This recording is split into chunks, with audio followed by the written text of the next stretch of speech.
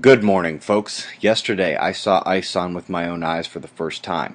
This morning it's slightly cloudy, the moon is right in the way, and for those who caught the fly on the wall for Ison yesterday, I submit wholeheartedly that magnitude calculations of that comet must be being affected by Mars right now.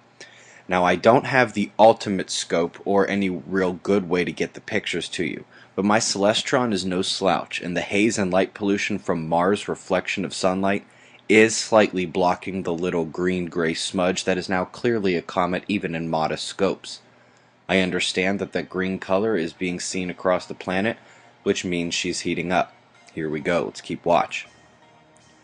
We're starting in southeastern Australia, but north of Tassie, where the high pressure is finally going to move on and allow some rain to come by Tuesday. North of them, latest typhoon in the South China Sea. Vietnam's taken a disproportionate number of these. The south-pointing bulb of clouds and storms moving eastward from Spain across Italy and north as well is that same low pressure that's kept our focus. The storms are going to stay on that leading edge. Let's go a little next level with the US and Canada. We have two lows to the north. The western low crested off the Pacific 2 days ago and has hammered the coastline. This will bring snowstorms to isolated parts out west, becoming less scattered to the north.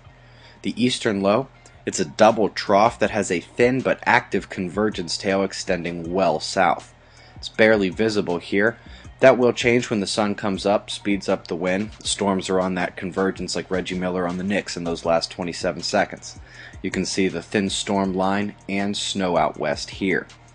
Looking at a week's worth of rainfall in Africa, followed by a week's worth of accumulation for flood threat potential and landslide risk. I've denoted those watch zones with the white arrows. I've done the same thing for South and Central America. I may want to go with a different color next time. Magnetic connections of the inner planets here. Mercury and Venus had shared their stellar connectivity for days, but the closest to the Sun has now hopped to the backside with Mars. Folks, this fits the dictionary definition of flaring, but only technically. These are pitifully weak, and the sunspots are not Earth-facing as of this morning. We're back to the solar wind. Now look at the scaling on the left. Speed has stayed under 300 kilometers per second, and plasma temperature in green is barely over 1,000 degrees Kelvin. That's too low, too weak, and could make for major geomagnetic storms if this holds until the coronal hole streams arrive. Until they do, the magnetometers are calm worldwide and the electron flux is showing calm and quiet conditions. About 2 or 3 days for those coronal hole streams, as those coronal holes are departing the Earth-facing position now, diagnosed here as moderately strong at best.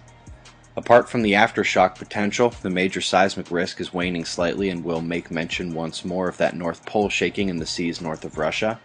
You can see these coronal holes here, departing the disk. Their arrival is something Pakistan will probably never forget. If you missed it last night, the observers have a comet named after them, even if it's unofficial and a now dead comet. Just having a bit of fun. No fun though for this filament. He's been asleep under our ward for a week and he's about to go off on his own. More shots of our star to close. Eyes open. No fear, it's 6:15 a.m. Eastern Time and that's the news. Be safe, everyone.